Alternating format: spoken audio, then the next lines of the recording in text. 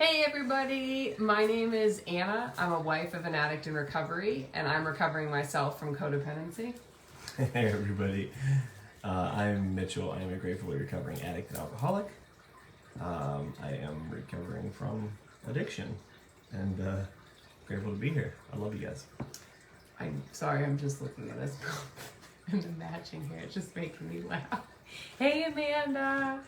Hey everybody. So we'll give it a second to have allow people to hop on. And tonight, what we're gonna do is we usually do our Monday night meeting. Hey Jessica, from 8 to 10.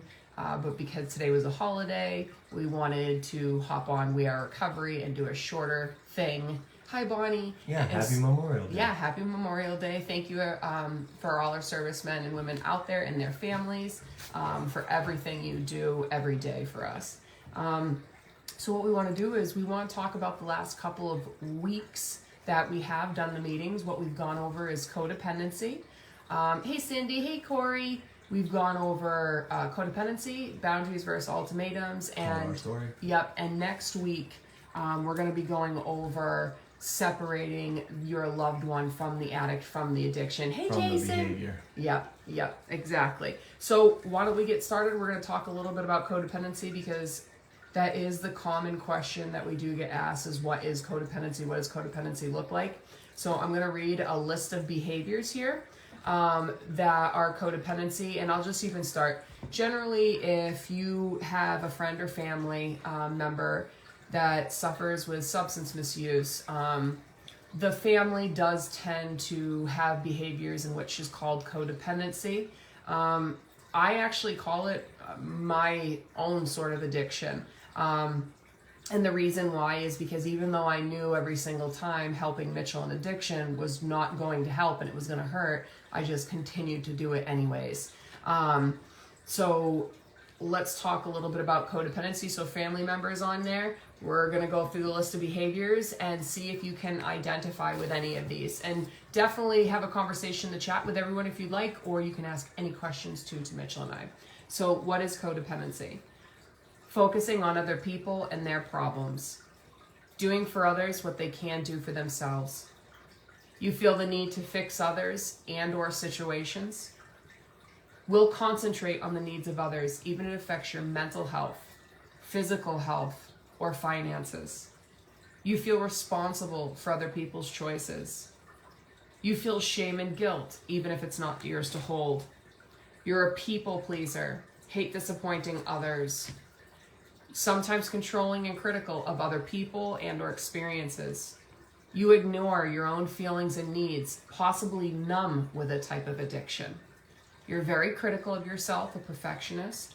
You have trouble setting boundaries, and you will help anyone, but have difficulty or trouble asking for help yourself. So those are some codependent behaviors. Mitchell, out of those behaviors, which one can you identify the most with? The bottom one is the number one, probably. I will help anyone else, but not ask for help myself. Do you think that's a common one between people? Yes. That... Okay. Between everybody, I think. Everybody? I mean, that one with me started from probably like 6 years old, in first grade, probably. The start of my negative self-talk. I mean, yeah, I was always loved by a lot of people, but like I never would ask people for things. And I still sometimes feel alienated from other people that I'm friends with because I still feel like,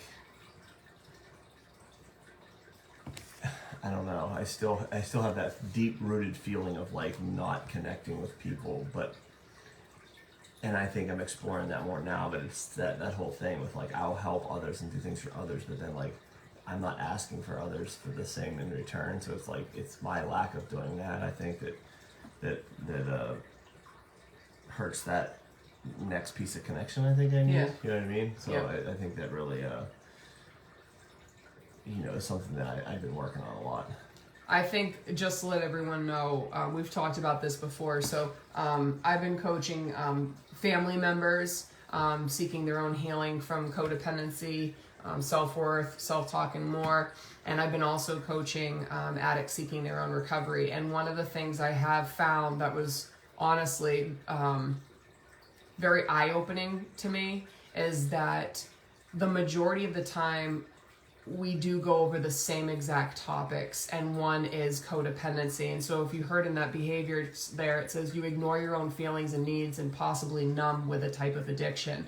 And I actually do find a lot of people that suffer with substance misuse, a leading thing underneath there is codependency. And for me, codependency in a nutshell is feeling a certain way inside, wanting to choose a different way inside, but then doing the opposite to the outside world.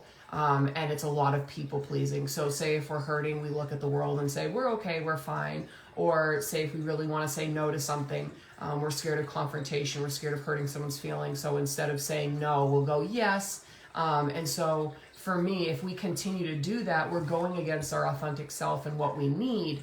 And so if we continue to do that thousands upon thousands of times in our lives, that starts to really hurt because we're not living our own life. We're living our lives according to what we believe other people want from us or what they've actually been told from us.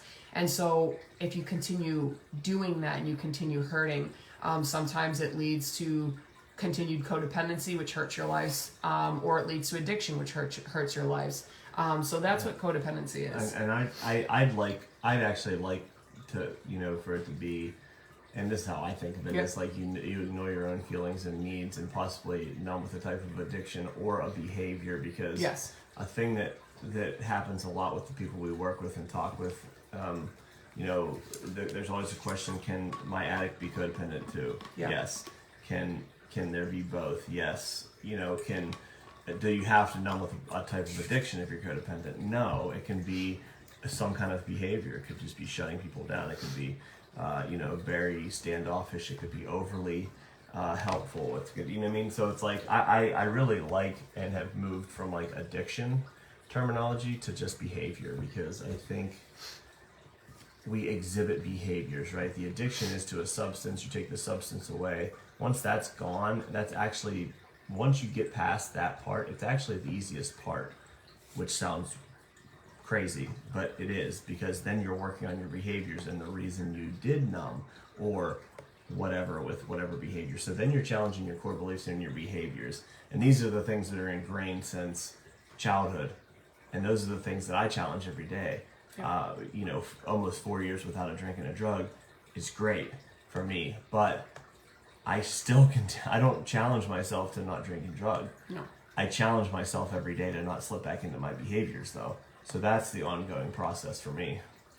So I want to ask you the same question on that thing. Okay. What's your biggest one do you identify with on that list? For me, I know for a fact I'm still a people pleaser. And the reason why is because I still care a lot about what people think. And so if I care a lot of what people think, that means that it's hurting me, that they're not liking me, so therefore I'm not pleasing them.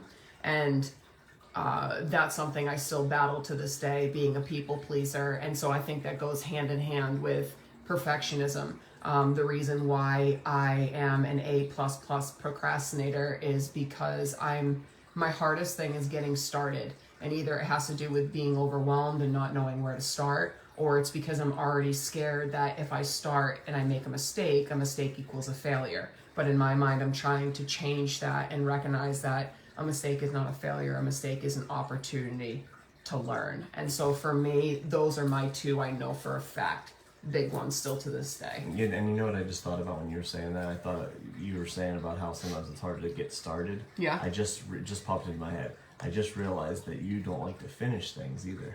No, because I don't like change. So that's tough. Yeah, I don't like Not to change. like to start things and not to like to finish things. Yeah. When you're in the middle of it, it's probably that okay zone because you've started and you're not over. Yeah, and that's a big thing also, guys, with codependency. A lot of the times in codependency, we're very black and white thinkers. So it's either pass or fail, good or bad, and there's no grayscale, there's no middle ground. So when we're doing that, that really keeps us stunted because we're not thinking outside of the box. It's either to one extreme or the other.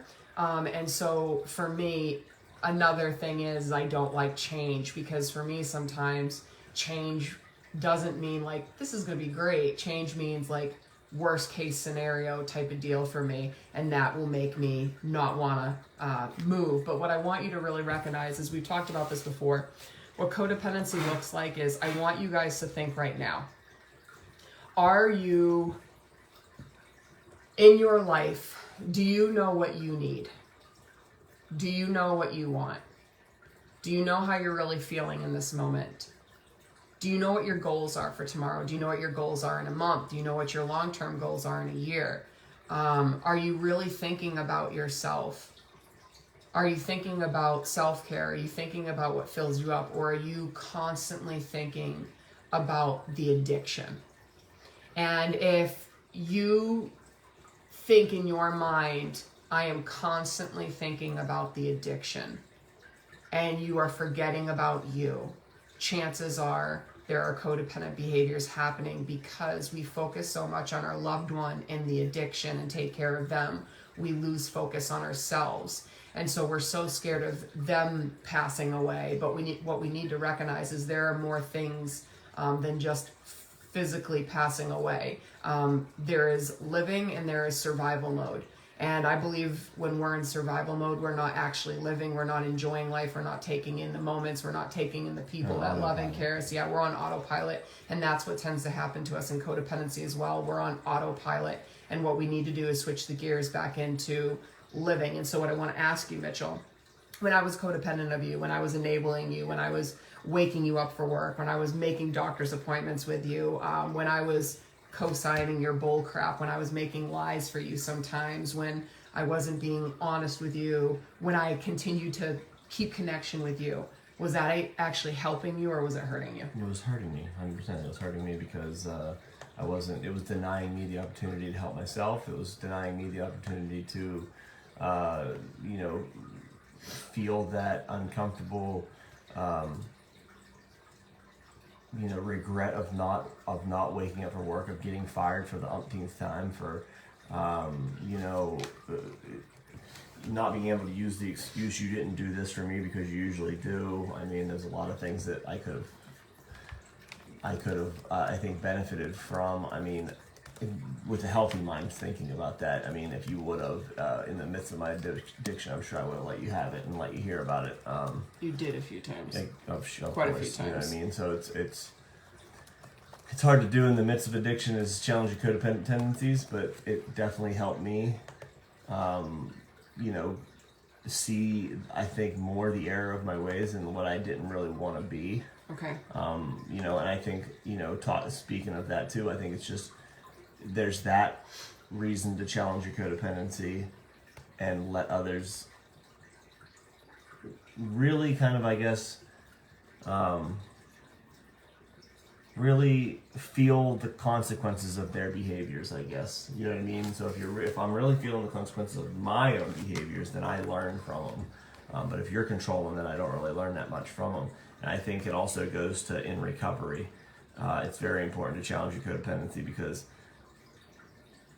in early recovery, I needed that room to grow on my own and feel that accomplishment, like I was doing something with a sober, healthy brain.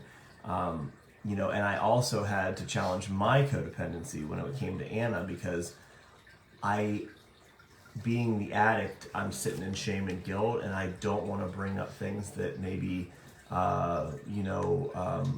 bugged me or I had resentments to Anna about. Yeah. But, I work with a lot of addicts in recovery and families, and that's a big thing. It's like, I'm the addict, I have all the stuff I have the hole to crawl out of, you know what I mean? So then I don't speak up about things that bug me about Anna or that I've suppressed over the addiction, right? So I need to challenge my codependency, and we both need to be open with each other. Yeah. Anna challenges hers, I challenge mine, and we work together from a place of understanding, a place of not taking things personal, and the follow through, and just really seeing each other and letting each other grow, I think. Yeah. And it's super important in early recovery, yes. Yeah, and what I want to just go quickly, when it's talking about focusing on other people and their problems, that's exactly what I was talking about with Mitchell before, is waking him up, getting him up for work, co-signing some of his behaviors, which was lying, hurting, sneaking around, not always expressing what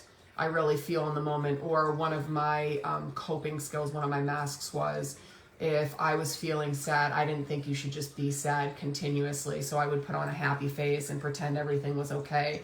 And that's not good. And the reason why is because I needed to learn how to feel my feelings. And the biggest thing to challenge my codependency, what I needed to learn was it's okay to be me. And what do I mean by that?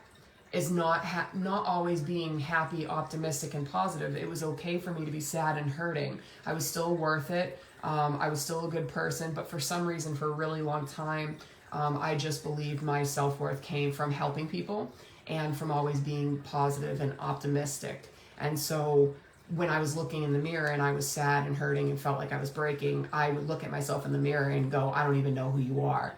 And that actually hurt me more than helped me, because I was rejecting myself in the moments. I was rejecting myself and how I felt. And that doesn't help battle my codependency, because I think the basis of codependency is sometimes low self-worth, the way that we talk to ourselves, core beliefs that we have. And so if I'm not challenging those, my codependency is always going to come up. And when it says doing for others what they can do for themselves, what I want Mitchell to express is, can you express that thing again that you said with the drugs? And people always ask, is it come down to a choice of the loved ones on one hand and the drugs on the other? How would you call it? Yeah, or say it? I think that is the big stumbling block for traumatized family members that love an addict, because it seems it's all the evidence points to they're choosing a drug over you. Yeah. You know what I mean? All the evidence does. It feels like it. For sure, 100%. And the manipulating and all that stuff, that's the evidence that points to it, because, but when we learn about it, we find out that a lot of those side effects are a lot of those other things like lying, manipulating, and all that stuff. Gaslighting is a symptom of the disease of addiction. So when we take that out of there, those slowly go away. So what we kind of talk about is like, it's never it's never if I would physically hold a picture of Anna and look at it and say that's my wife and I love her, and then here's my drug of choice, and I look at it and I say I'm choosing the drug of choice. Yeah. You know what I mean? I never had that way of thinking, that black and white thinking, right? It's more like I was in addiction. I was always focused on my drug, always. Yep. When I went to bed, when I woke up, when I was eating lunch, whatever I was doing, I was always thinking about how I was going to get it, use it, when I was doing it, who I was doing it with, which was probably nobody, how much I could spend on it, where I was getting my money for it. That's all I was thinking about.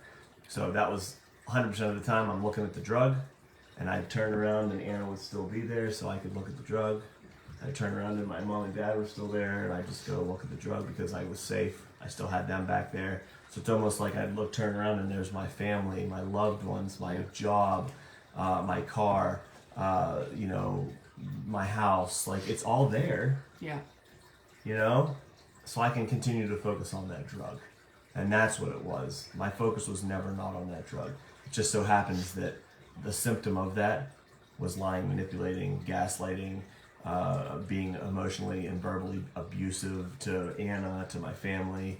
That's what the addict did, to continue focusing on that drug. Because like I said, 100% of the time was, how am I going to get enough money? What bill am I not going to pay? What am I going to steal? What dealer am I going to get this off of today? What jobs am I going to go buy to make it look like I'm working? That's what filled my day to day. Yeah, and that's why, hearing what Mitchell's expressing, I know detaching is an extremely hard thing for us to do, learning how to let go. And it doesn't mean you have to leave your loved one. What it means is we need to stop acting. Because if we're really hurting, we need to show it. Because the thing is that I think so many times we use words. Like, I used to always tell Mitchell, I'm hurting, I'm hurting, I'm hurting. However, my behaviors didn't really show that, because I always put the mask on of the happy face afterwards.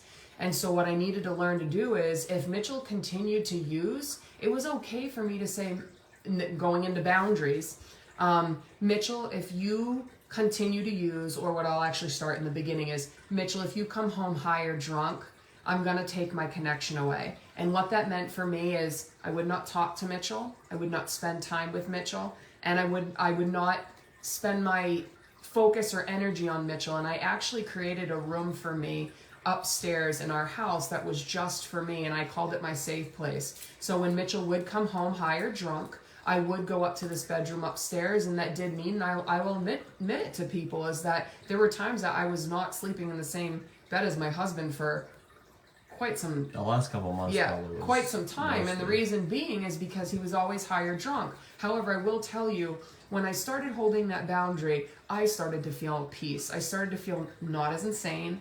I started to feel more confident.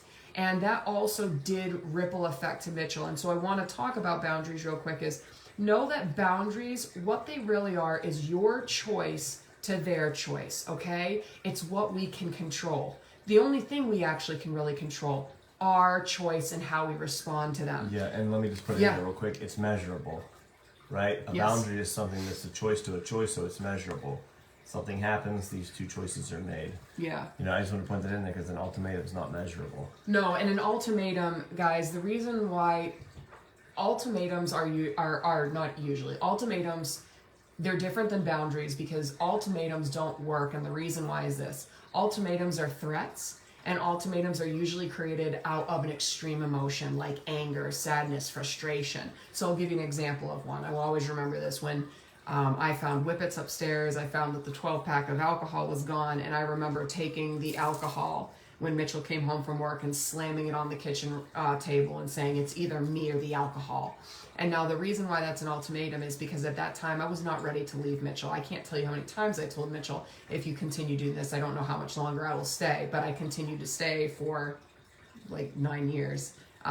With the addiction there. So the reason why it was an ultimatum is I did have frustration. Did I feel in the moment that I could leave? Absolutely. But I'm sure a lot of people on here can relate to this. I started to feel after the days, things kind of settled and calmed, and so I didn't leave. And so all that was telling Mitchell and going, Mitchell, I'm gonna leave you, but then staying. And so what a boundary is a boundary is for you. A boundary is your choice. And an amazing human being, Chris Alder, taught me this, is that he's never met someone that suffered with addiction that got recovery because people around them just continued to enable. He said the reason why we recover is because people that love us hold really hard boundaries. And that's what really hit home. Now I can see people's comments I couldn't before. I wanted to do Jason's too. Yeah, but and then if it's an ultimatum, you're gonna just manipulate that. I just manipulated ultimatums all the time, and I would say it's either this or me. It's either me or this drug, me or the alcohol. And I'd say, of course it's you. Of course I'm gonna choose you. The alcohol gone, all this, will get mad, sorries, and all this stuff, and then boom, it's back to square one. So really, nothing changed. Yeah. With the boundary, I found this. She takes the connection away. Maybe the addict, is like, sweet. I can use and do whatever because she's not around bugging me. Enough time of seeing that, and then I'm sitting alone by myself. I have my drug, and I turn around, and my family and Anna aren't there. And I sit there and say, whoa, like, do I want this? Like, I love drugs, and I'm hooked on this behavior, but like, I want connection too. Like, we want connection. We want this thing, and even if we're in the middle of addiction, we're getting it from our dealers or just our unhealthy friends, other people using negative, very negative, pornography or chat rooms or anything like that. We're getting those connections somehow. So when we look around and our loved ones aren't there, we tend to look inward and say, what do I want? Yeah, and I think too is, Jason, I actually want to go back to your other comment afterwards, but the comments finally came in, guys, before we couldn't see them. But Jason said boundaries must have consequences. Do you agree?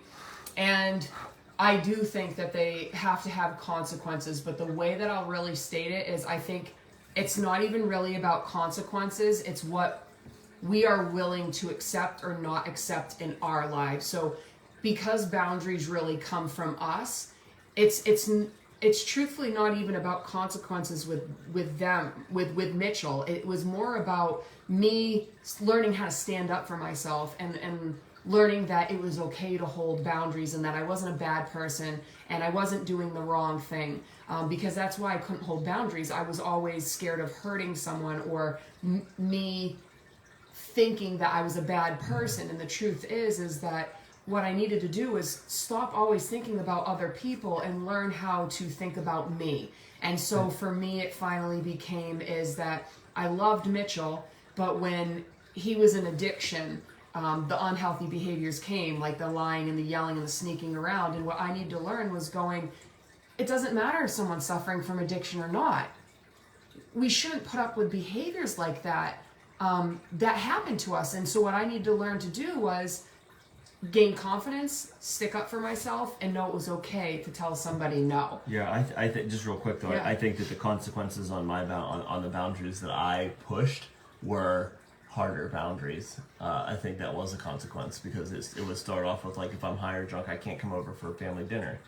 Yeah. That morphed into, if I'm high or drunk and do that, like, I'm not welcome at work. It came into, if I'm high or drunk, like, I'm not allowed to even be on work property. Like, you know what I mean? Like, these are things that, and it's not up for discussion. If they feel I am high or drunk, that's the boundary. Yeah. It's not a prove it or look for the substance. It's a here's this. So they got harder and harder.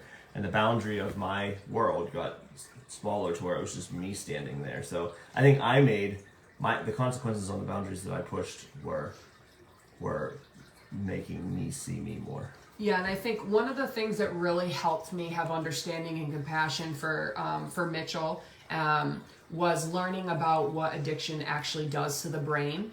It gave it more like a physical attribute to it, knowing that it didn't really just come straight down to that choice, that there was actually chemical changes and physical changes in Mitchell's brain. And so, you know, what I'll say here is that everyone asks what we can do to healthy support our loved ones suffering with addiction. Well, what we can actually do is learn about addiction, learn about codependency, challenge our own codependency, and hold healthy boundaries for ourselves, because that actually challenges our loved one in addiction. So really, I know people, this isn't the thing that people want to hear, like, how can I help my loved one? It sounds backwards, but this is the way to really do it, to have a possibility, is help yourself first. You know, learn to stick up for yourself, gain confidence, challenge your codependency, work on your self-worth, your self-talk, your core beliefs, because that helps challenge another thing. And one thing real quick though is that this is what I want to let people know. I can never promise you that your loved one will come back from addiction. I wish I could.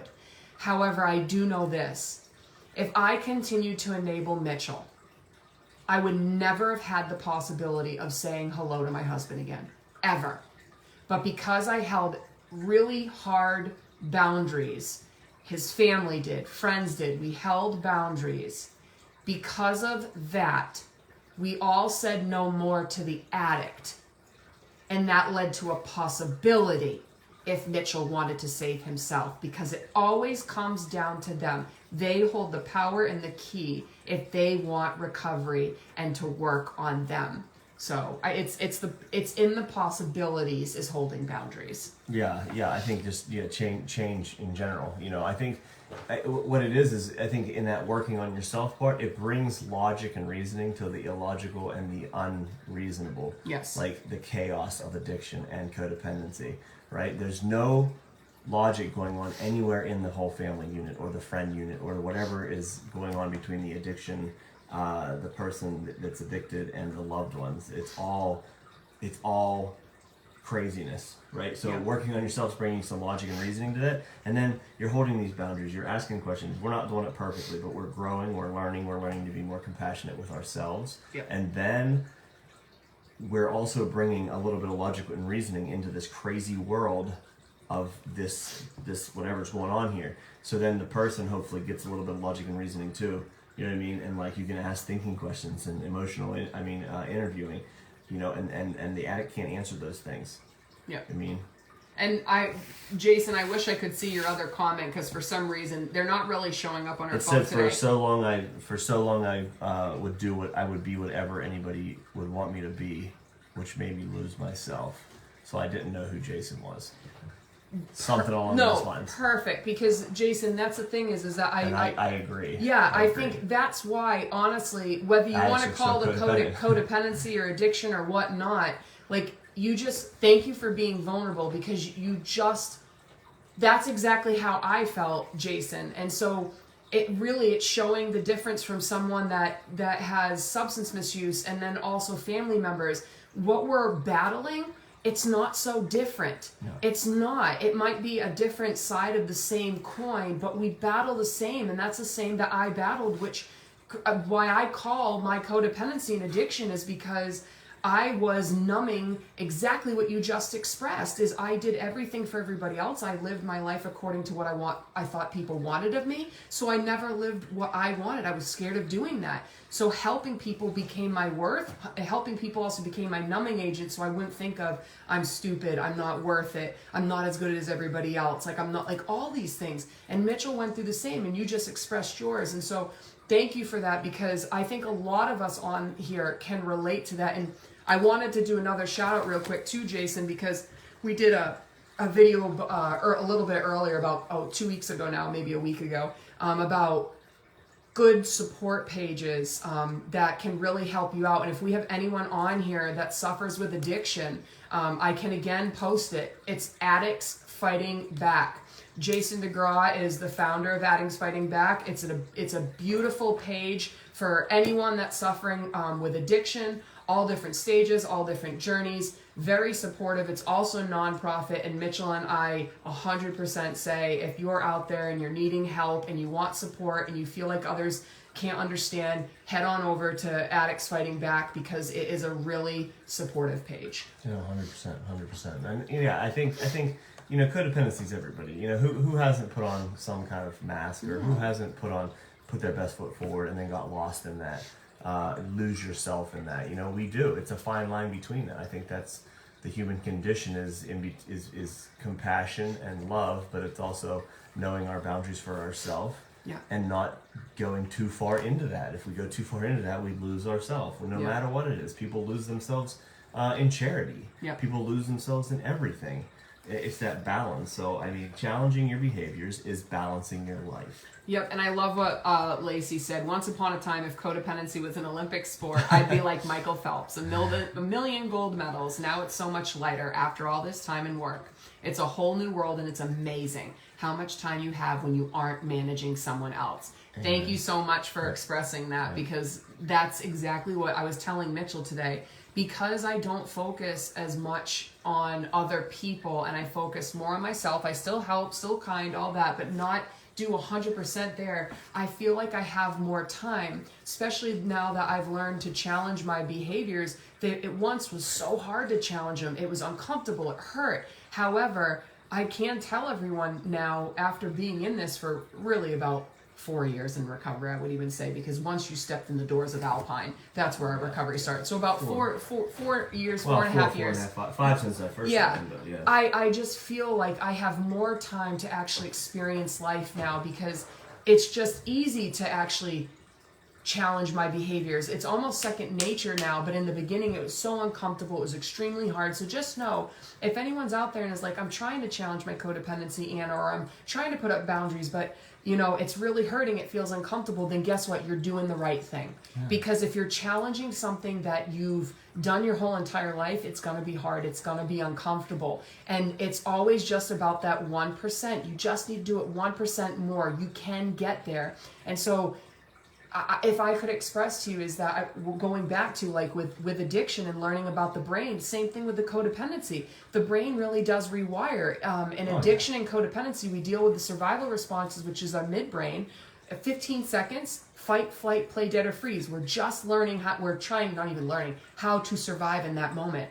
And then now when someone starts challenging their codependency or they're challenging their addiction and both parties are in recovery, it's uncomfortable because you're actually really rewiring your brain. You're rewiring your brain, shooting it off back to the frontal lobe, which is the wise mind that deals with logic and reasoning. So that's why it's hard and it's uncomfortable. You're actually creating new pathways in your brain, especially if we've been suffering from addiction or codependency or low self-worth or self-talk for majority of our lives. It's going to be hard. It's going to be uncomfortable. So just know, if you're feeling that, you're doing the right thing. You're on the right path, because it's supposed to be uncomfortable. But I promise you, the more and more you do it, it will start to become more comfortable. That's right. It's called growing. It's growing pains, right? Yeah. You can't grow without the pain of growing.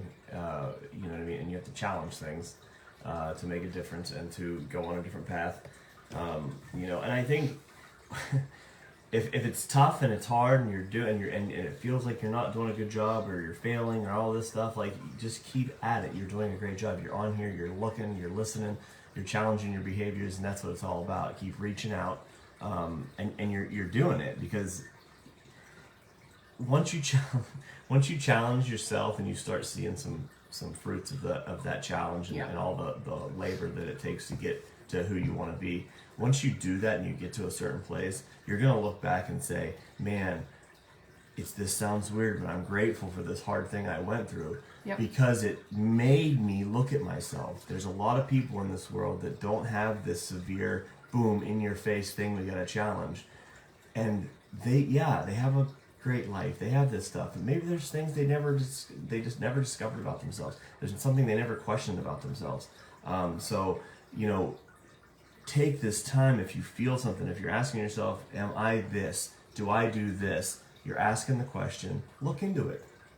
Knowledge is power. Find out. There's support groups for all kinds of things out there. And if you can't find one, reach out to someone on here on our page or Addicts Fighting Back or whatever your support group is, and ask them and find some like-minded individuals to chat with. Yeah, and just know, everyone on here, you're on We Are Recovery right now. And if you message us on this page, it's just Mitchell and I's page. So the email will come just straight to Mitchell and I. So if you're still looking for a support system, you still want to talk, if you want to know different meetings, if you want to get into a messenger with like-minded people work on themselves, message Mitchell and I. We'll get you all those details, and you can pick and choose whatever you feel is best for you and best helps you. I wanted to go down here too. Let's see. I know. Hold on.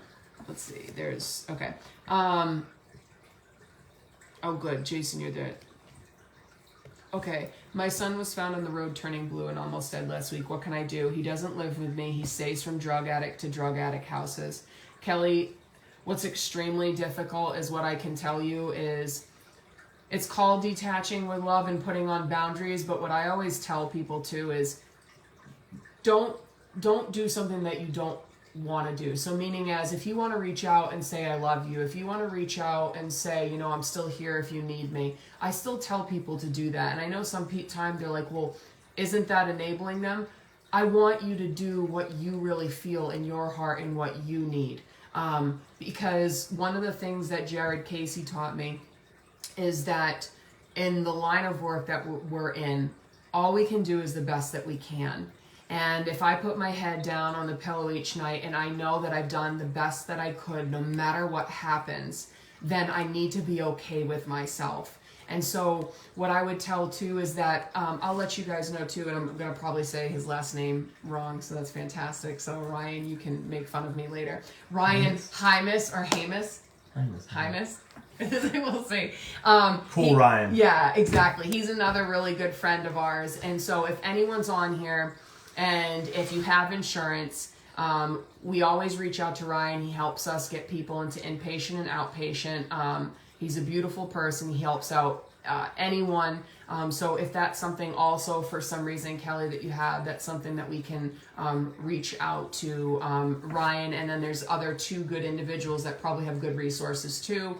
That's Shane Bright and Chris Alder over at the Voices of Recovery. There's a really good podcast over there as well. That's actually one that helped me too, guys. So it's I really feel like it's for both.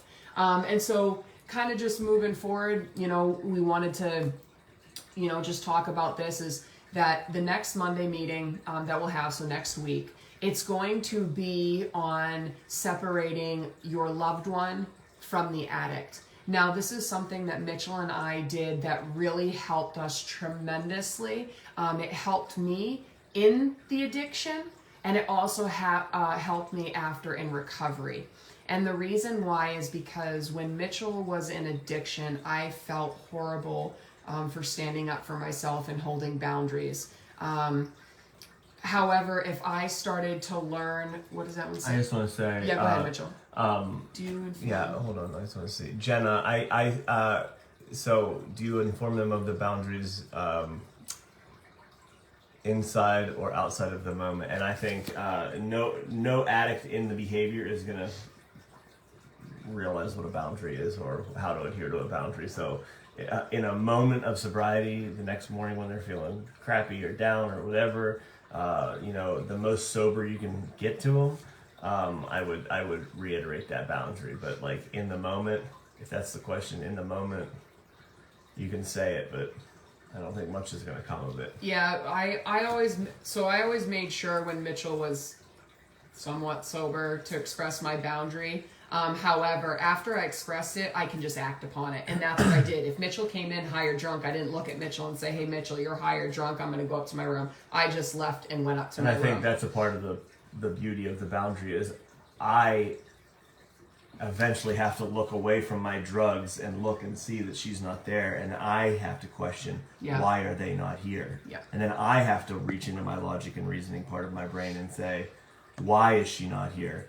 And then I have to really think and be like, well, I've been using forever. It's like, why isn't she here? Oh, because of my actions. Oh, there's aha moments going here because I haven't used that logic and reasoning part of my brain for 20 some years. You know what I mean? Yeah. In and out of bad parts of addiction. Yeah, and I want to put here, because Cameron, you wrote, I love how addicts grow out of programs, but Al-Anon is a lifetime thing. Why is it so easy for the addict? I'm actually going to say my perspective real quick.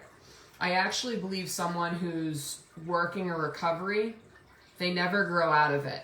They may not do the program actual meeting, but recovery is a lifestyle.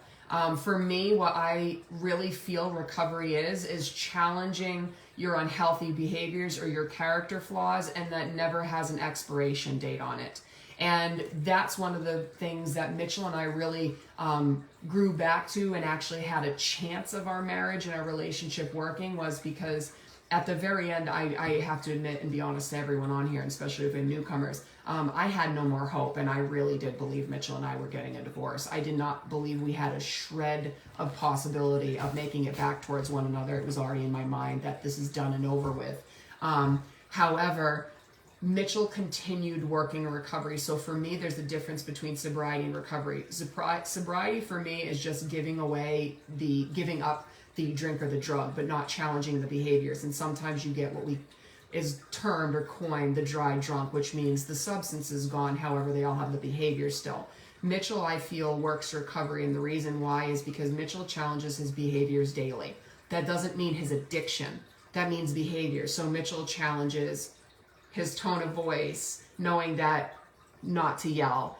Mitchell challenges lying. Mitchell challenges his irritability. Mitchell challenges his communication and expresses it. And I think the biggest thing about making it a lifestyle is it's not just cut and dry. It's like revisiting what's working for you, because they always say don't get complacent because that's where we slip up, or you have to do these certain things, you have to do this many meetings, and then you miss one and you get down on yourself.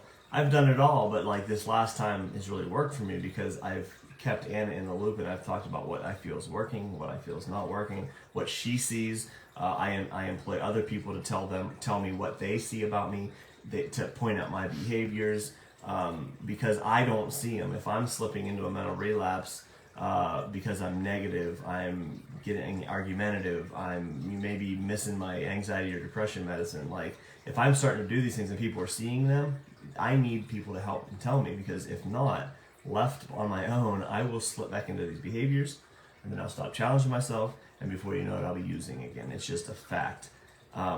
So I went to tons of meetings over 2 years in treatment and out of treatment. I went to like 2 years of meetings. Now I really don't do meetings that much. I mean, I coach. I have a little girl that I pull stuff about sobriety from watching her grow up. You know what I mean? Like I see things that she does every day. I'm blessed. I'm great. I'm really.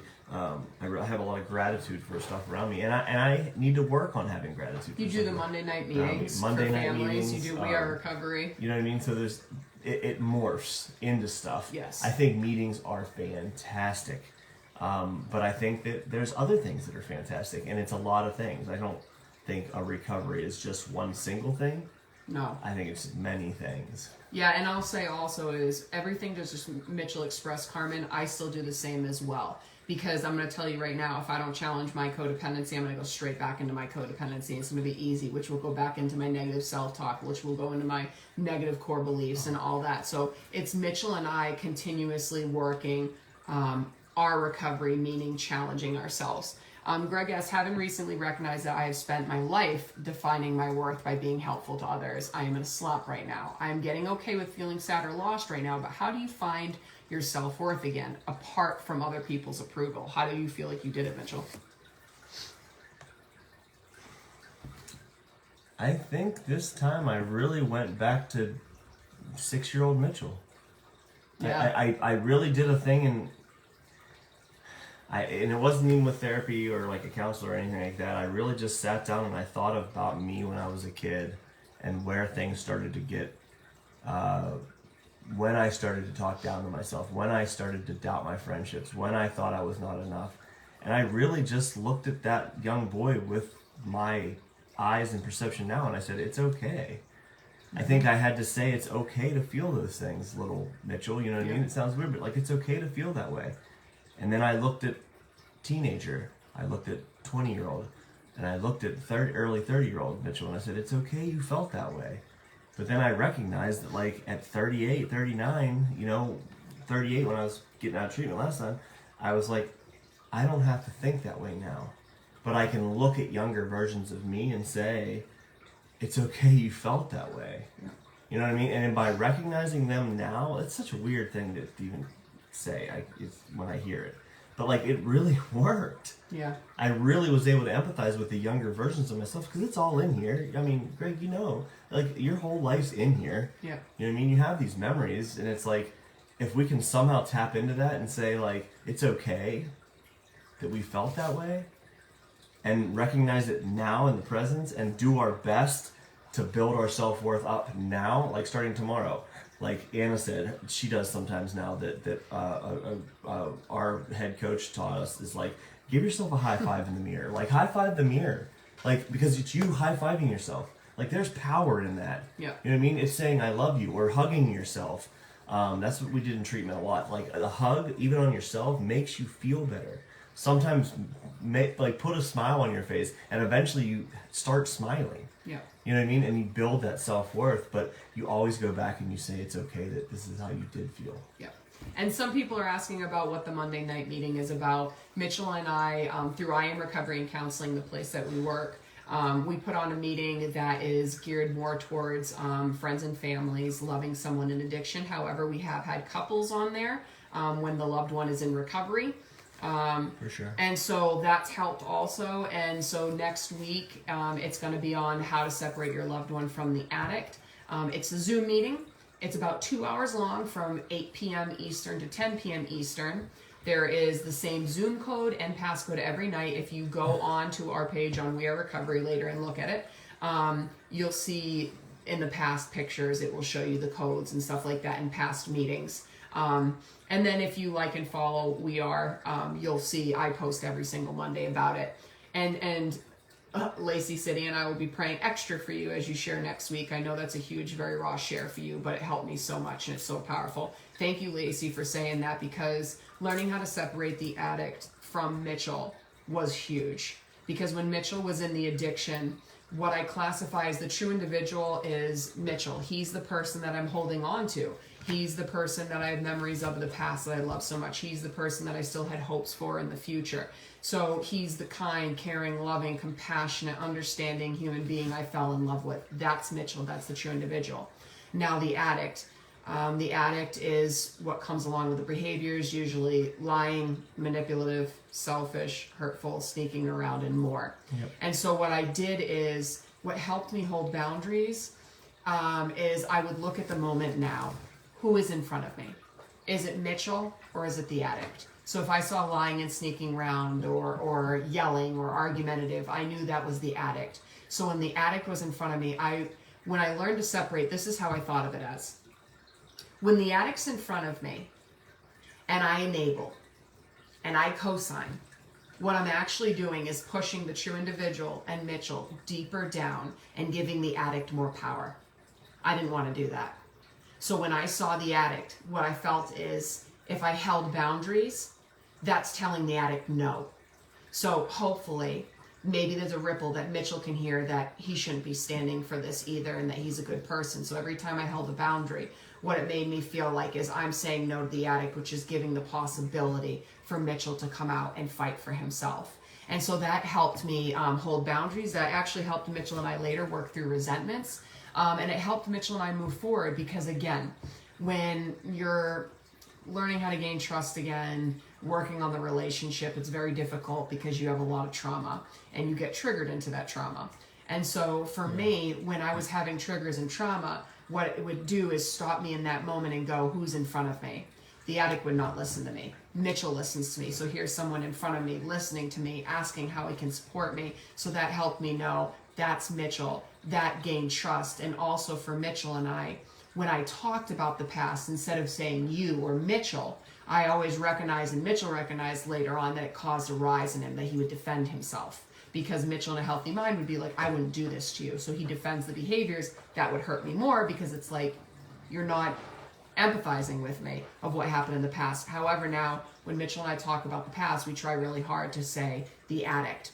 And that helps Mitchell and I separate and helps Mitchell empathize and listen for me. How did it help you, Mitchell? Yeah, no, I think it does. I think there's the separation is key in holding boundaries early on before I got recovery, like you said. Mm-hmm. I think it allows you not have to search for the drink or the drug. You just look and say, here's the behaviors. Well, it doesn't matter if there's drink or drug there because sometimes there can be no drink or drug and they're still a jerk or lying and manipulating. So boundaries are up, right?